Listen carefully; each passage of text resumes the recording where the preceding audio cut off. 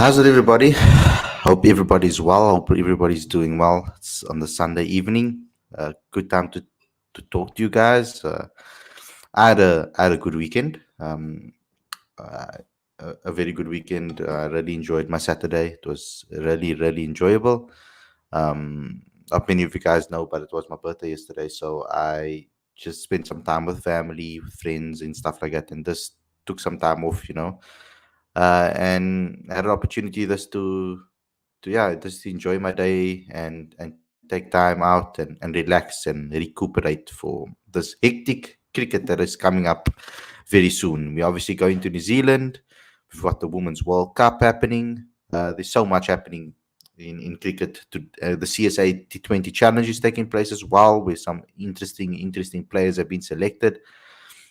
So a lot has been happening in cricket, and generally, that this podcast show is all about just chatting to you guys and having a great conversation and having a conversation with the guests that come on the show as well. So yeah, I mean, what's been happening in my life recently? Maybe I can maybe update you guys, but not really anything hectic.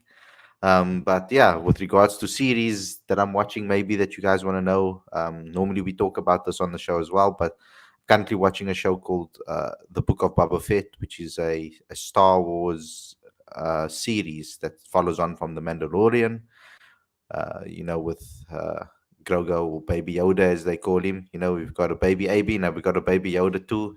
So there's a lot of babies that are flying around here and that are very popular. You got little baby, you got the baby as well in the rap industry. So a lot of babies flying around. But anyway, so very good show. Very really enjoying it. A, a different look at the universe. I've seen probably some of the best deep fake I've ever seen in my life when it comes to they brought back the young Luke Skywalker. I don't know if you watch Star Wars or if you've ever watched Star Wars or you're into it at all. Yeah, I'm afraid I'm not. Uh, I can relate to your passion. Yeah. Well, if you know anything about the story or a little bit about the story, there was obviously about Luke Skywalker that's in there, and he's obviously an old. The actor is now very old, of course.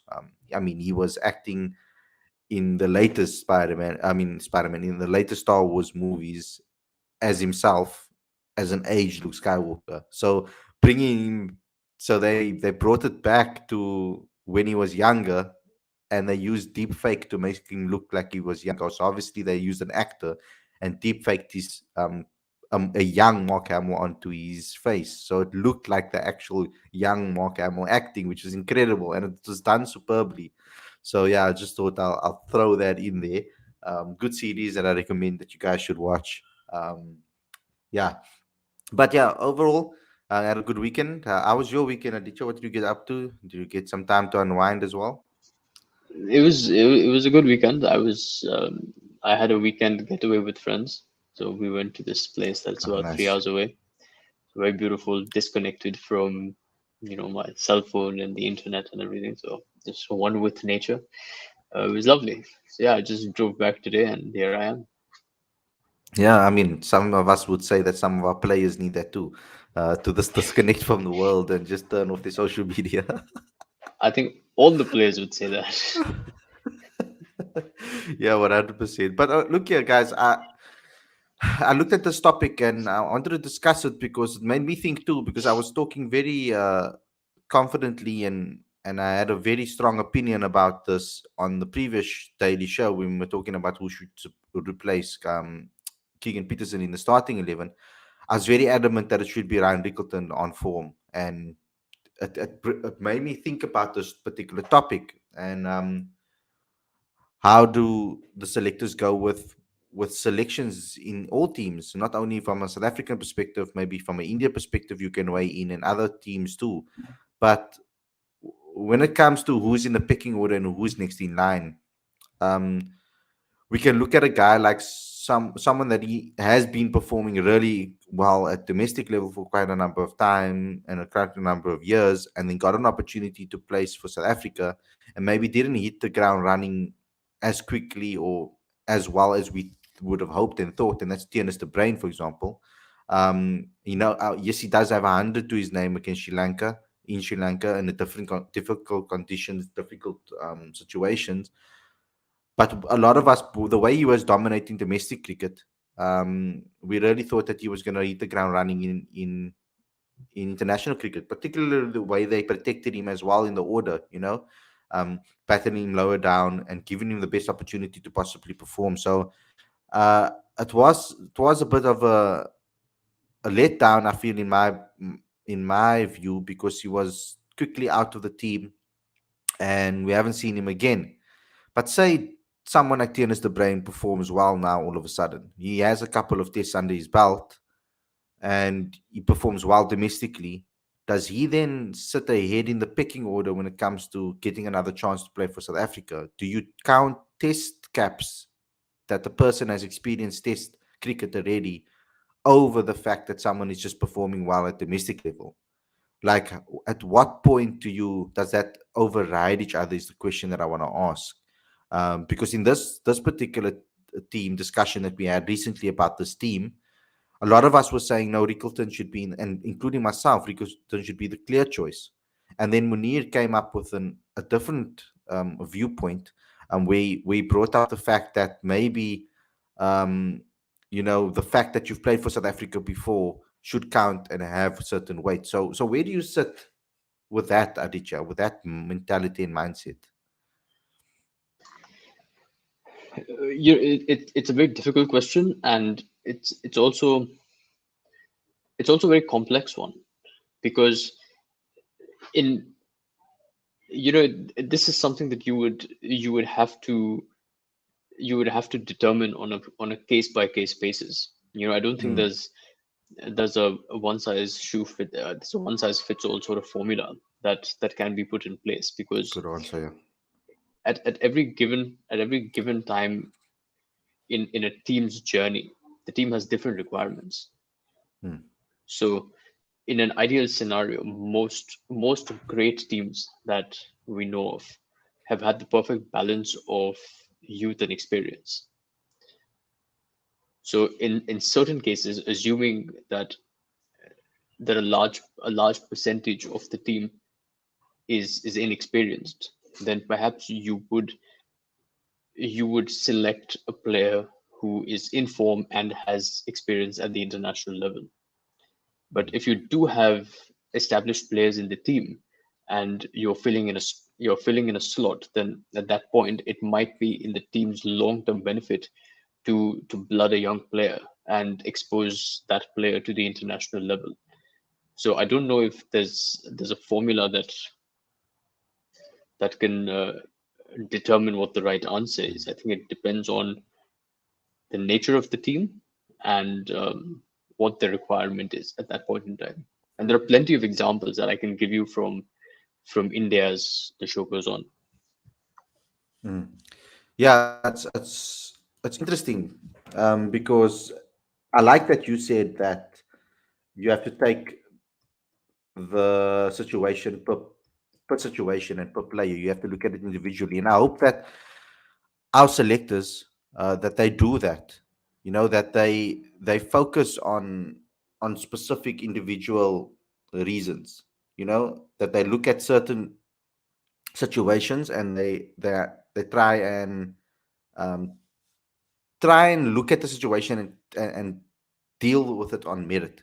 You know, um, so for example, this situation that we're currently in, I think if we were dealing with a player that maybe had more caps, so like in this case, we can maybe, if we're going to look for a similar example, it's probably Zubair Hamza at the moment. And that's going to be a debate that people are going to be having right now. Should he come in for KP because he has test caps under his name, or should Ryan Rickleton be given a go at that number 4 position, or should Temba Bavuma get moved up the order to higher up, to bat higher up? Those are all questions that have been asked, and not a lot of people are coming with conclusion. Not everybody's coming with the same conclusion. A lot of people have been saying Rickleton should get a start, including myself, including you, including other guys on the channel have spoken about it too, that he's the most informed when you're looking at it. But when I'm trying to put myself in Boucher's or the selectors' heads over here, but mainly Boucher, because Boucher is going to pick that 11. The squad has been selected now by the selectors. Now Boucher needs to decide who's going to be the best player to select. And I want to try and get myself into a coach's mindset and how they think. Do they stand there at the net session and look at how guys are looking, hitting the ball, and looking how they are coming through the training sessions, how they're looking? Do they go on the players feeling themselves, how the player feels before a game? Do they look at the stats and see, okay, this guy's the most informed, he should get the the selection? I wonder what goes through their minds with this, because for this particular case, they must be thinking about experience over here and saying, we don't have a lot of experience in this lineup right now, and our most informed player is out of the tournament. What do you go with? And I think maybe in this situation, that going with someone that is already hitting the ball well and seeing the ball what might be the better solution in this particular situation. Um, but it is tough to kind of put yourself in Boucher's mind and try to think how he will go about picking an 11. Yeah, there are plenty of factors that will ultimately determine which player is selected to replace Keegan Peterson. But I think another factor that might be considered is the player's style of play. Are they looking for Keegan Peterson, for example? We know was once set quite a free flowing batsman. You know, every time there was, he could not only hit the loose ball for four, he could hit a good ball for four. So he was quite a free flowing player, certainly in that series against India. So for the balance of the batting unit, I think Boucher and the selectors are probably going to think that do we want someone who is more of a grinder? You know, someone who can play a lot of Dean Elgar kind of gritty innings, or do you want a more free flowing player? Because one thing is that you need match winners in your team. You know, you can't have an entire batting order that bats like Aiden Markram or Ryan Rickleton, but then you can't have a batting order that bats totally like Dean Elgar either. So you know there's that balance to take care of as well.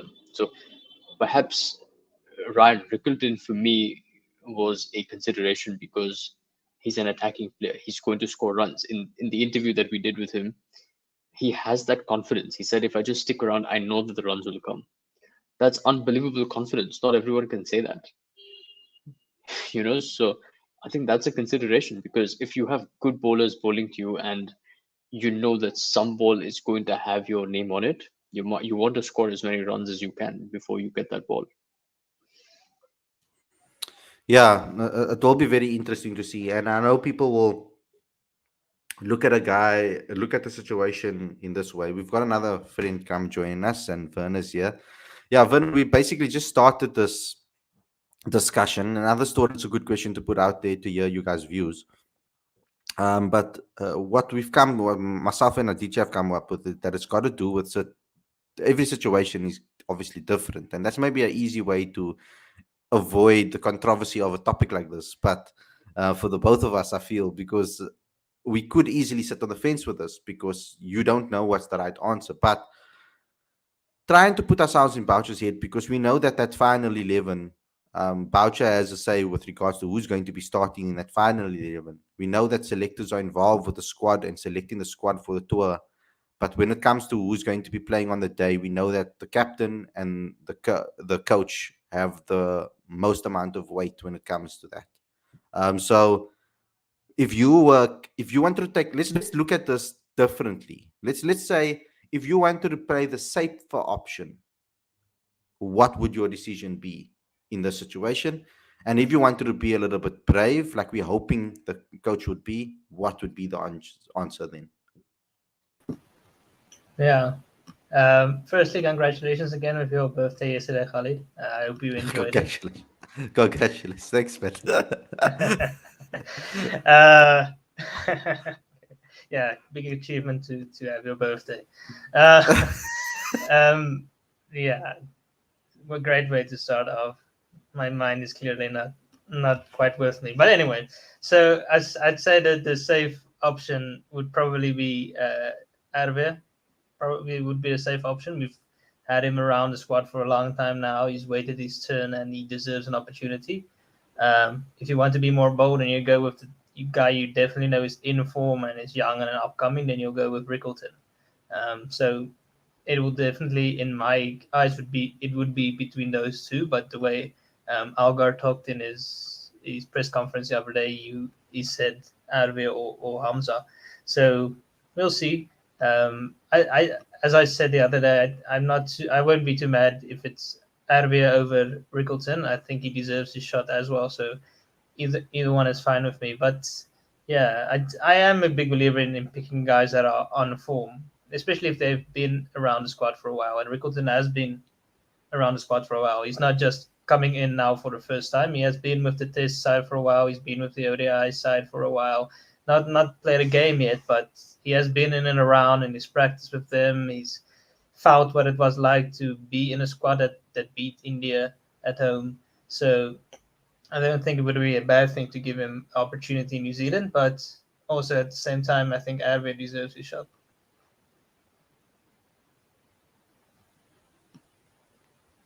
Yeah, I mean that is something that Dean Alger spoke about. He said that those two are obviously pushing for the spot. But coming back to the main question of here, like, w- at in what situation would you say that test caps will means what does test caps actually mean then at this point of view? How much weight do they actually hold? Especially with a player like Zubair Hamza, who I think when people saw him getting dropped, I don't think a lot of people thought that he'll be dropped forever. I think many people would have thought that he'll go back to domestic cricket, perform, and then come back. Now he's been to performing in the formats that he hasn't been selected for South Africa. Well, only recently he's been in ODI teams, but he went back and he wasn't performing in the format that South Africa initially picked him for, and he was performing in the formats that they are now thinking about picking him for. So it has been a tricky situation with regards to Zubair in the setup and where they see him in the setup. But I know that he was a reserve when it comes to this particular squad for New Zealand. Um, and he was on standby to come if anything happened. And the exact person that he was on standby for is out of the tournament, is out of this particular series. So I guess it was only smart to put him into the squad because that was the obviously what they've already agreed upon.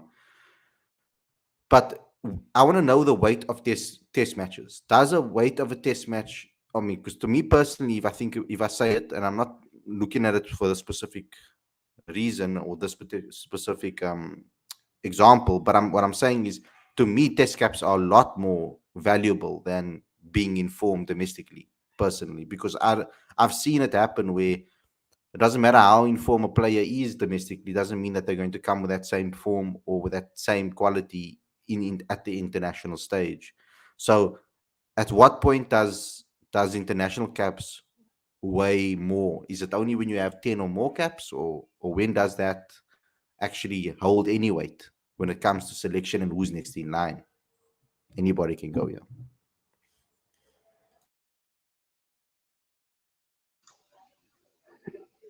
Yeah, I don't know. I don't know because how do you quantify experience, right? That's that's a difficult one.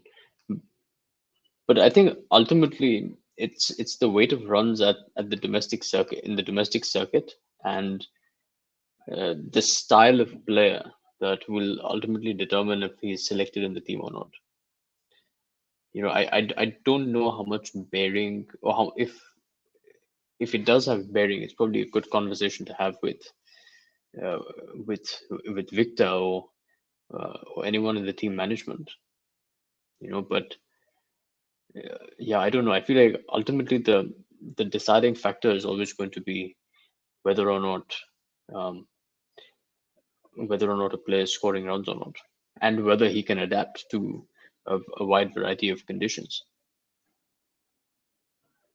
I think in saying that, I feel like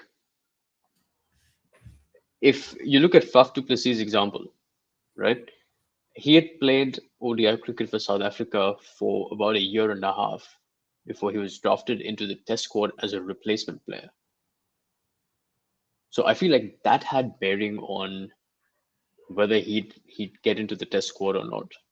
And Faf said himself that when he played ODI cricket, he started off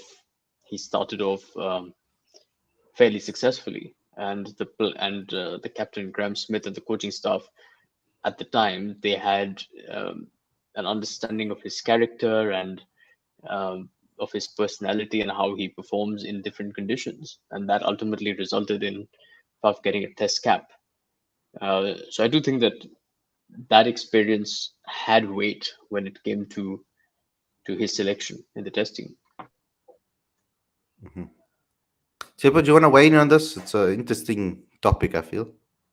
I'm not gonna lie, I just arrived. I just walked the dogs, and it sounded like an interesting conversation talking about Faf du Plessis. Don't know what it's about, but I do want to say he's one of the most successful one-day international captains, like we have. I think I checked on a Wikipedia article, like he had like 73% or something, like wins. Yeah, I could be wrong, but either way, he's a great captain. I really enjoyed his captaincy. It's just sad that he didn't end with the World Cup. It felt weird that 2019 World Cup. But yeah.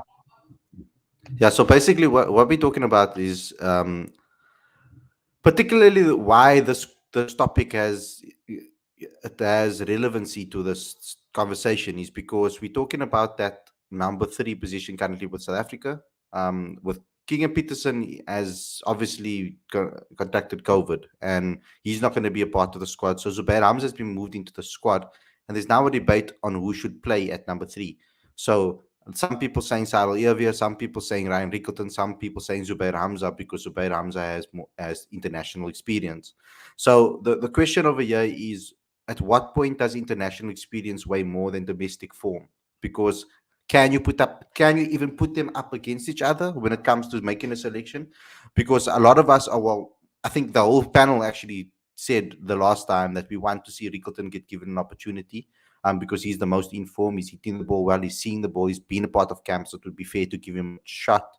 And then Munir on the previous show said that, maybe you give the guy that has international experience already, because he's the backup for Keegan, give him the opportunity over Rickleton. So we just want to display this and discuss this and flesh it out a bit. So what's your thoughts on that, just to get your... Okay. So my thoughts, personally, I think it's Sadal Avia deserves a chance. He's been there for a while.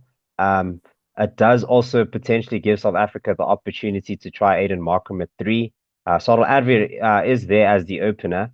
So I think it would be good to give a guy that's been in the camp the longest the first shot, because one thing that like upsets me and probably a lot of fans is seeing people just sit on the bench for a while. And if Zubair Hamza comes into the team while Sadal Arvia has been chilling the whole time, I would feel swag. Personally, as a fan, I'd be vexed. And also, like, I'm not going to lie, there's also a little bit of bias. He didn't really look too good in the SAA India A series. Just in terms of decision making, there was this one time when he just, ball number 3, tried to take on one of the bowlers. And I was like, what are you doing, mate? You're like on 2, mate. Don't hit yourself into form like that. Like, get in there. Sadal Avia looked pretty good there. And Ryan Rickleton at the moment in domestic stuff, he's doing well. But domestically and internationally, how that translates, we'll see. Because, I mean, Aiden Markham, a domestic bully, but struggling for international form. So considering all that, I think because Sadal Arvia has been in the side the longest, or at least amongst in the camp the longest, give him the first shot, the first bite of the cherry. The coach will know what's going on. And then you can start discussing Rickleton versus Hamza. I think those two need to fight it out. And in terms of the international experience thing, bruh, if you struggled the last time you played international cricket, what does that say? Like, you struggled.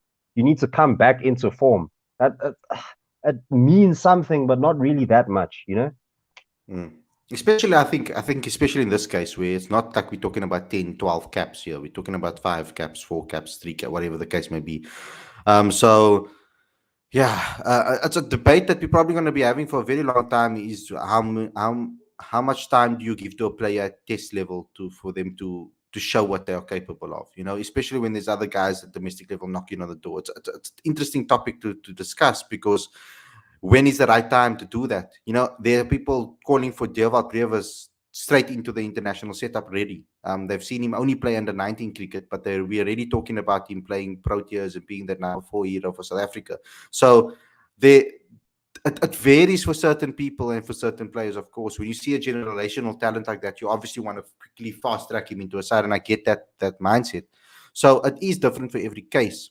When I look at this particular case, it's not only the fact that you're losing your you could say uh, it's not a necessarily experienced player that you're missing. Like, for example, if it was Dean Alga that was missing in this particular match, and you had a toss up between him, Rickleton, or Zubair, I mean, surely you go for the more experienced one in Sarel Ierwe in that situation, and also he's the backup. Then we're going to be talking about fairness. But if they decided to go with form, and they go with Rickleton as the opener, as a batter alone, in a position he has played before, even though he's now keeping for the Lions. When he's not, he can open the batting.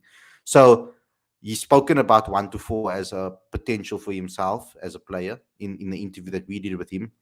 But he also said that it doesn't matter where. So in that occasion, what happens then?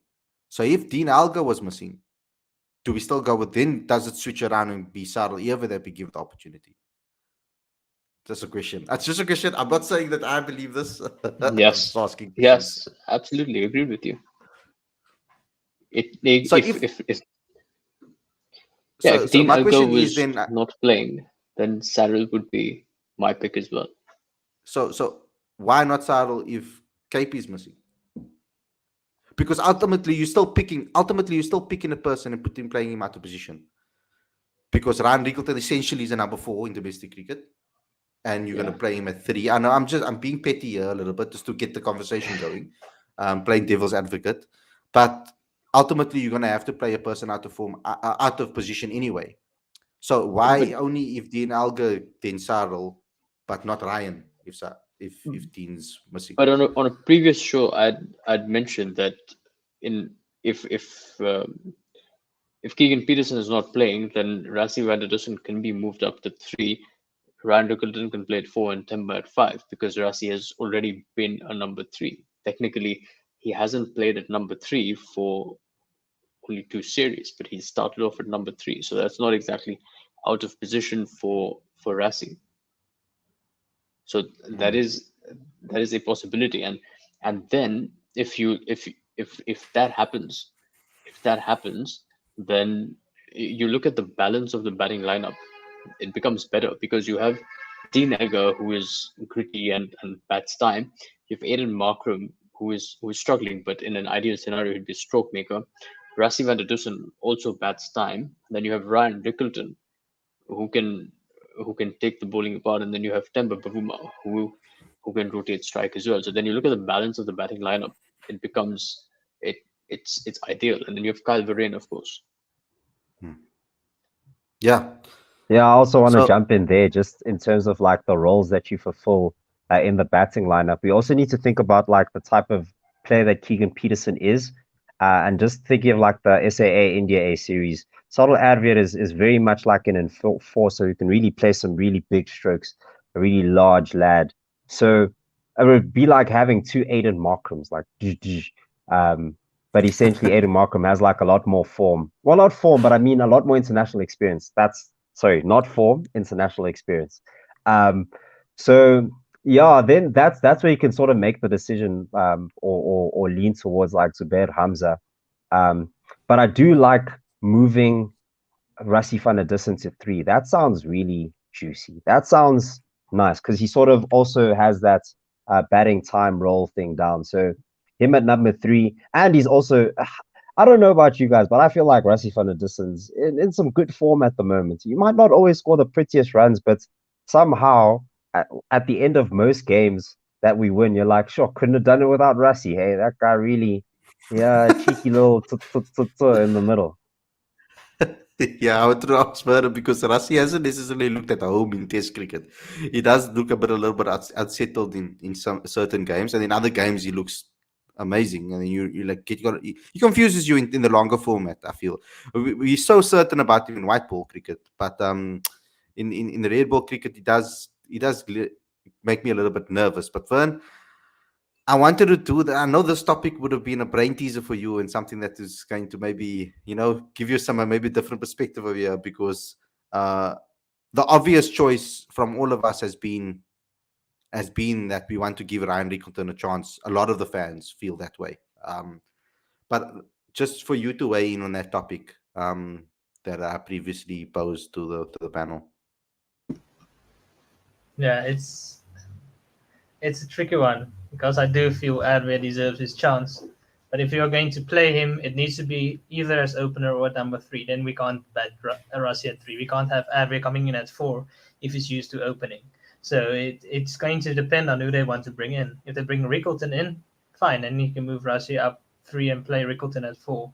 But if you're going to play Adwe, then I believe it'll have to be at opener or number three. You could even, I don't think they will do it, but you could even mix it up and bring Advi in as opener and then move Rashi up to three and bat Markram at four because everybody's been asking. Maybe Markram should be shifted down to number four. Let's see if he can do better after Sunshine has been off the new ball. Maybe it makes a difference. That's a possibility, but I don't see them doing that. I suspect they'll probably stick with Markram as opener still for one series and then bat Advi at three. That's what I'm expecting. And on the Rossi subject, it is a tricky one in Test cricket because he hasn't really set the world alight in the same way he has in ODIs and in T20s. But I think it's more an approach problem more than anything else because I have talked about this in the past, but the moment he looks to be positive in tests, then he's a lot better. He's more positive in his foot movement. He looks to rotate the strike. He puts some pressure back on the bowlers. But the moment he goes into his shell, and he's that Rossi who's 10 of 60 balls, then it just doesn't work and it puts pressure on himself and the team. So we saw at the Wanderers in the second innings against India how big of a difference it made the moment he looked to be a bit more positive. And that really helped us win that game with Temba and Algar. So I just think if he has that mindset all the time to try to be positive first and then you look to defend if you get a good ball, then he'll be a lot more effective in Test cricket. Tip, I'm going to ask you this question from the fans because it's a question directly to you. Do you think it's fair to play players like Rickleton and Irve if Hamza, who wasn't even in initial squad, especially when you hear what happened to Zander at the SJN hearings? So basically, what he's obviously asking is, but if Zubair Hamza gets a start, he's saying that it's similar to the Zondo situation in reverse, basically, saying that when Alga came in to replace him. Although I would say that there's a massive jump in the positions that Dean Alga played for that and what he plays. 6 and 1 is completely different to a number 3 coming in for number 3. But do you see the similarity between the two? If this takes place? It's on mute, bro. Yeah. Sorry about that. Not gonna lie. So the Zondo situation in reverse, as in like when he was in the squad for a while, but then someone else sort of jumped into. Dean Algar was brought and then put into his position where he'd been waiting the whole time. Is that the question? That's Just what making he's sure I asking. understand. Yeah. That's what I think that's essentially what I'm feeling. Yeah, like I don't think it's fair on Sodal, Advi, and Rickleton. And I guess that's my point. Uh, don't you like you feel hard done like for players like George Linder, who was basically in the squad since the tests, was there until the ODIs, played no games, bruh. And yeah, just imagine someone like gets brought in as a replacement, and they were like, you know what, we'll use this guy instead. Then what was he doing there like the whole time? He could have been playing domestic cricket. Keeps knocking on the door. So you sort of assume that if you're in like the training squad, there are plans for you, and you're going to make some sort of appearance, or at least there's some sort of communication along those lines. And it's very clear that Zubair Hamza is there as a replacement. And I think it's fine there. I think that's if he comes in, I'd be shocked and I'd also be a little bit disappointed. But yeah, no, I agree with you. Or at least, yeah, I don't think it's fair to answer the question. Yeah. Aticha, pulling you from your sleep. What, what, what can we add to this particular thing? Before we move on, I want to also talk a little bit about the women's cricket as well, because they got an excellent win today as well. So I just want to chat about that after this. But if there's anything final from you, Aticha and Verno, on this particular topic.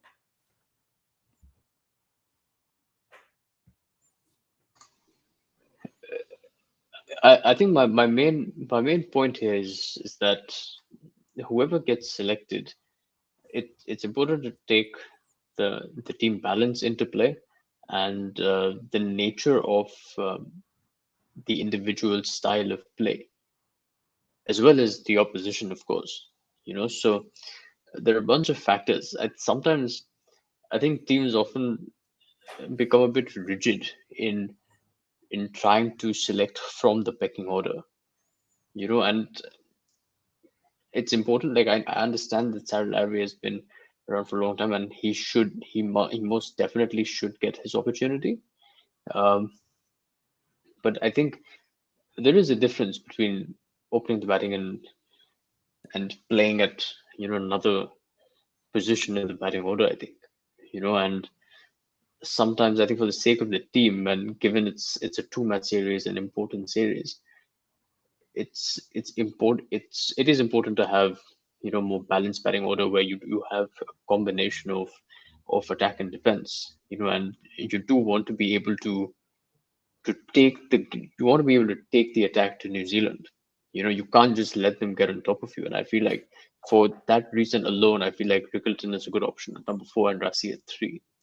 But yeah, no disrespect to Sarah Larby. I think if Dean Elko wasn't playing, Sarah Larby would be the first name on the sheet for me. Yeah, I don't think I have anything to add anymore on the topic, so we can move on. Okay, awesome. Okay, let's chat about the woman, because I think that in this particular series they showed proper character to come back, and win the series actually, because we're after that, those warning signs in the first game when jeez, what was that? Okay, well, in the warning signs in the first game, was there for South Africa to be a little bit worried. Obviously losing Banef and Nikek before the match, Lazal Lee not being available either, it would have set them back, particularly. But to see that our depth are top quality as well is also good to see, um, because it's nice to know that we have a full squad available to pick from. Like, I think that squad that they selected for the World Cup is very strong, a very good squad and a very balanced squad. A lot of all rounders in the team as well. But when Dotton need that 150 in that first game, it was a warning sign to South Africa to see, like, whoa, no, this is what's coming our way. That game was obviously rained out. But oh yes, thank you for reminding me. Cup also not available.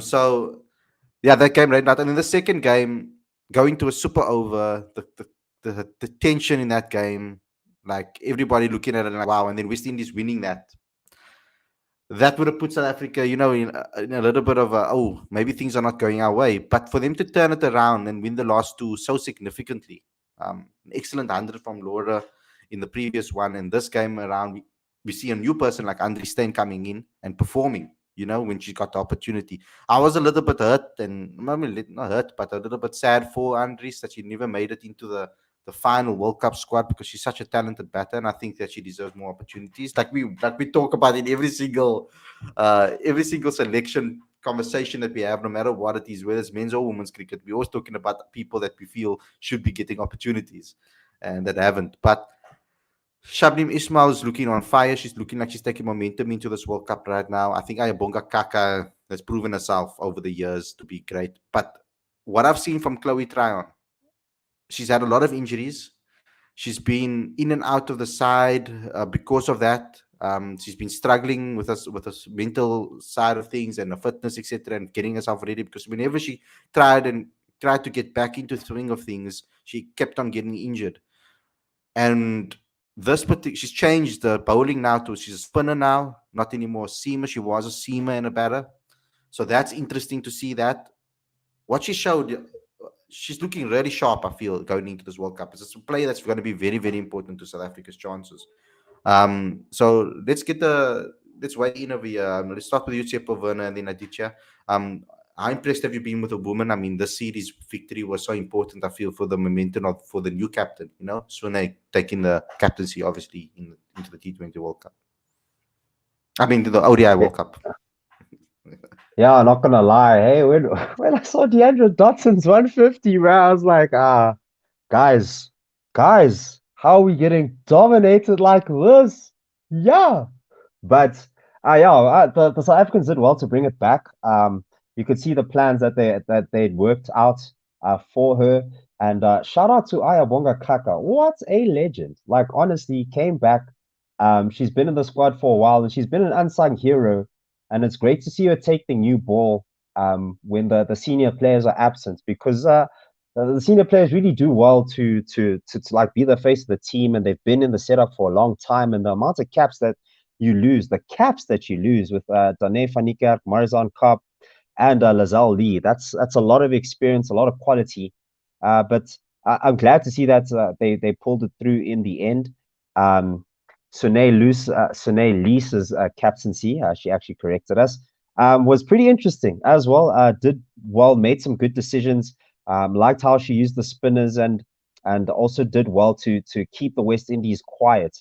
But at the same time, with all of this said, you do sort of feel hard for the West Indies, who also lost some key players in their team. Captain Stefanie Taylor, she was out concussed. Nation also, who was pivotal in that second one-day international, she got whiplash, and she was out for the last game. So it was pretty tough.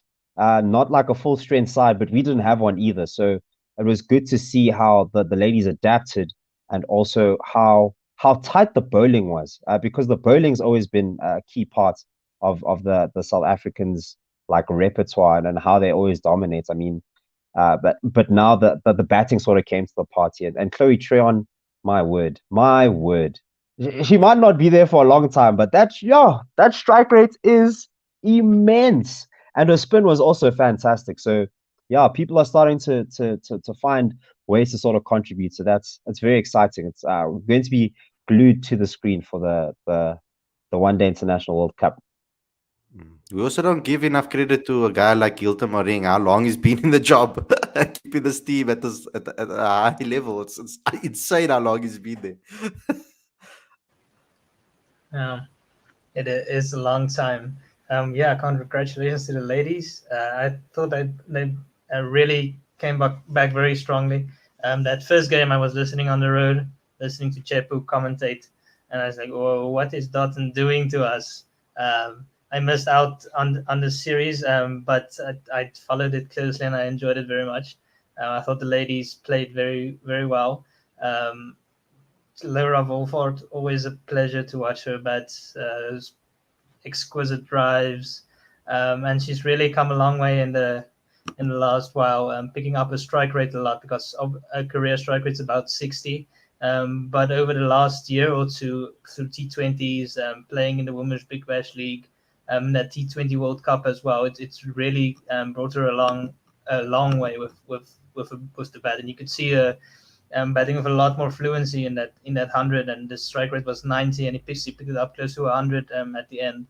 So that was very good. The bowlers great as usual. Ismail, Kaka, they all look great. I think the one area of improvement still would be the fielding. Still easy catches going down. That's the sort of thing that costs you a World Cup. If you get yourself into a position where you get into a semi-final for World Cup, you can't be dropping 3 or 4 catches a match. That's really just not good enough. In any format, but especially in the international stage, you've got to be a lot sharper than that, and there really shouldn't be any excuses at that level. So I think that's something that could still work on. But good to see all the players standing up in the absence of those big names we talked about. Very good to see somebody even like Nadine de Klerk, who sadly misses out on on World Cup selections. He's really a good all-round contributor, and I enjoyed her in the T20 World Cup a few years ago as well. So I think she could be a little bit unlucky to miss out, but as we always say, there's only a certain amount of players that can go to World Cup. So it is what it is, and those that were selected, I'm sure, will represent us well.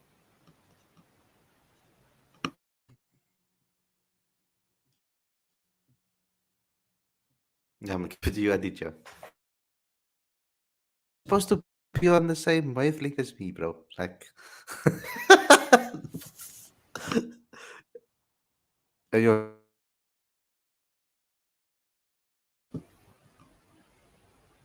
Oh, sorry, it's the internet lag. But honestly, I haven't watched a lot of the women's cricket the last couple of days. But it's always good to see a team do well when a number of key players are missing. And credit to Sune for being able to galvanize the team in that direction to put in some performances. I think the West Indies came in on the back of some pretty strong performances, and to be able to dominate them is credible. So, congratulations to them. yeah, and what I liked, I don't know. I don't know if other people would have liked this or would have picked it up. But it wasn't this match. It was the previous match when South Africa chose. Well, I think it was the previous match. Yes, when South Africa chose to bat first, right? And they always say that you need to chase at the Wanderers. And Sune's reasoning for it, I appreciated when she said that we want to see how our players can chase and can play or bowl, defend under lights, against a team that can chase and put us under that pressure in that match situation, so that the team can actually experience what it is like to face those type of situations. Because all of our mindsets is on preparing and ironing out the cracks before this World Cup.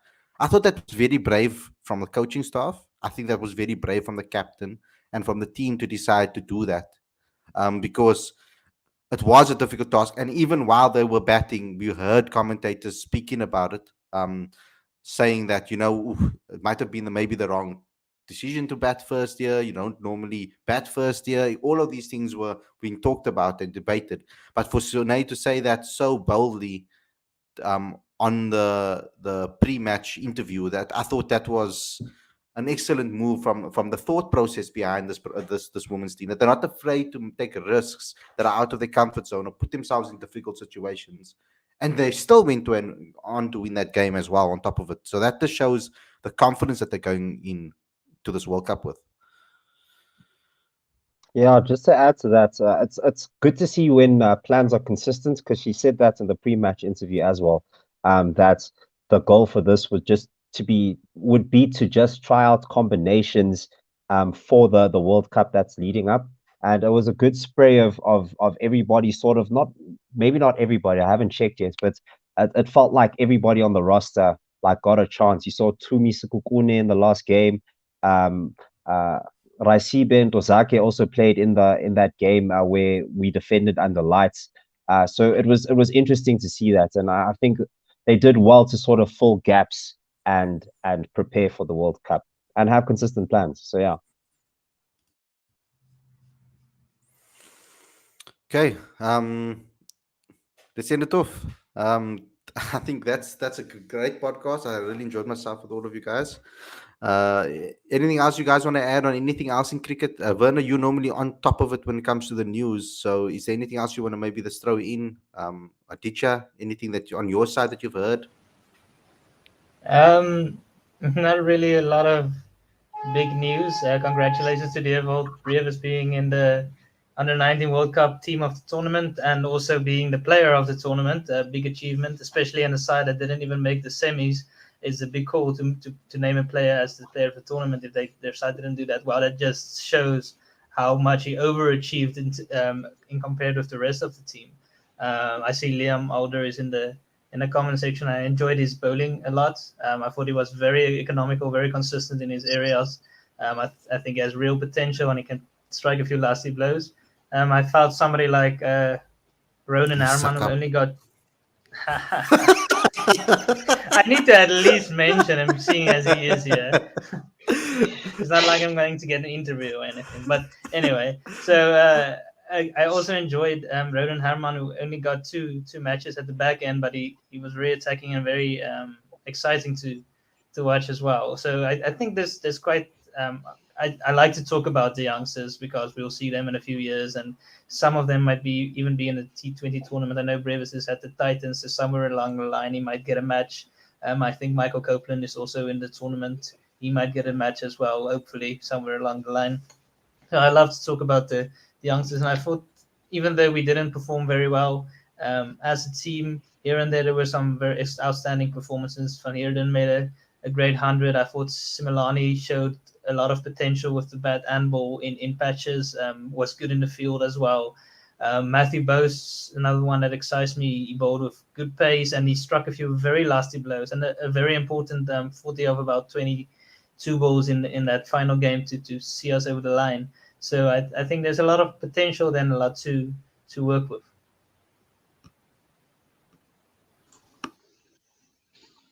I agree completely with Werner.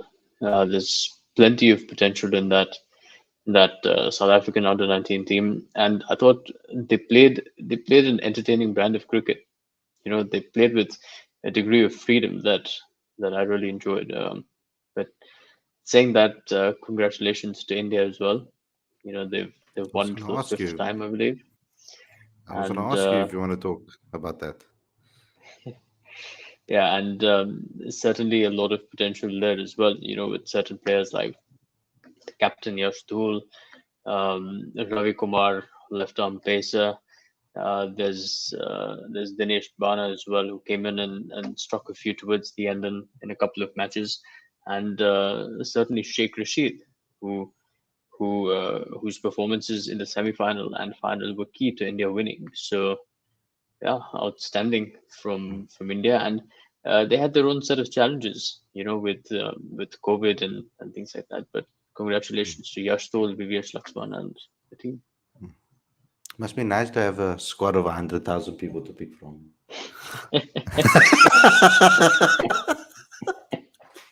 Khalid, why are you crying? Yeah, your boy Devon Brevis is out here being the champion of the tournament. Nah, we're fine. We'll see you guys in a few years. We'll see. Now, India, I looked at that team play against South Africa, and with all those players missing in the team still at the beginning of this tournament, still performing the way they did, and I was just like favorites for the tournament. I mean, you know what impressed me the most? They looked like professionals from the day they walked out on the pitch. They just looked like professionals already. I don't know if it's coaching mindset. I don't know what's going on with regards to the way that maybe it's the fact that some maybe played IPL or maybe that already have a taste of franchise cricket, etc. But professional straight out from the start, and it was very impressive to see that, and also take on a quite talented England team as well. I think that England team also has a couple of players there that you need to look out for as well that I think are quite talented. So well done to India as well for winning it, I have to say. A couple of things were key to their success. One is that a few years ago, Rahul Dravid instituted a rule that obviously they're going to try to win the tournament, but no individual is going to play an under-19 tournament twice. Because that is possible, given that you can be 16, 17, and still play an under-19 tournament twice. But he firmly refused to entertain any possibility of a player playing an under-19 tournament twice. So that was one. So the hunger that you see from a player who's been selected to play the tournament is that we're only going to play this once. Let's do the best we can. So that's certainly one. And the other is right before the team left for the West Indies, Rohit Sharma came and talked to them. He was at the NCA training with some of these under-19 boys. So, for him to come in and share his insight. The night before the final, Virat Kohli chatted with the captain and the team. So there is that interaction between the under 19 team and the senior team, and I think somewhere that inspiration is always there, and it helps. And AB and Jeva did throwdowns in Jeva's backyard. No, I don't know. I don't know. Ruba has it. There's another kid that played in this tournament. Only got a few games, but Mapaka has a real potential. Yeah. Now that Dicha is talking about playing more than one tournament, he'll probably play another tournament for us in a couple of years' time. And it'll be great to see his progress by that time. I think he'll be a real speedster and a handful. Yeah, guys, thanks a lot for tuning in. I know the CSA T20 challenge. I think I saw a press release come out yesterday or today. I can't remember when it was, that there are some fans allowed in the stadiums. I think 1,500 fans are allowed in PE. I was trying to get myself there, but then I realized that South Africa's playing New Zealand, and those games are like 11 in the evening, 12 a.m. in the morning. So I have to get up and obviously cover that. Basically, I don't know. I'm gonna have to change my sleeping patterns for this particular series. Don't know how we're gonna do it yet, but We're it going does to have make to keep each other awake through that. Yeah. I have to do like a live session. Well, it does make it interesting for the way we're gonna do our shows, because our shows will probably be like a crossbreed between preview and review. So it will be interesting because we can kind of almost talk before the game starts. In a way, we can have our show can be like almost a preview for the next day. So it will fit in nicely with regards to content. But geez, it's gonna make stuff for us to be able to give you guys content from a written perspective on the website, etc. We're gonna have to strategize and think how we're gonna do that as well. But we'll be doing exactly the same things that we normally do: previews, reviews, all of those things. Those things will still be happening. But guys, thanks a lot for tuning in. Hope you guys enjoyed this episode of the podcast show. This one is a little bit, it's different to our daily show. I just want you guys to know that the guys that are tuning in, so you understand the process of this. Is normally we just couple of friends sitting down talking about things that interest us. Doesn't necessarily only have to be about cricket. We normally start the show off with talking about things that happen on the weekend, what we've done recently, maybe these recommendations of music and series that we're currently watching, etc. We're not all like Werner watches cricket 24/7. So like we all love cricket 100% as well, but we also like to think about other things, double dabble in other stuff. Like if Werner can give us some song suggestions on the next show, that would be awesome. I'm going to give you some homework to do. You can come back and say which songs of these particular artists did he enjoy, not like.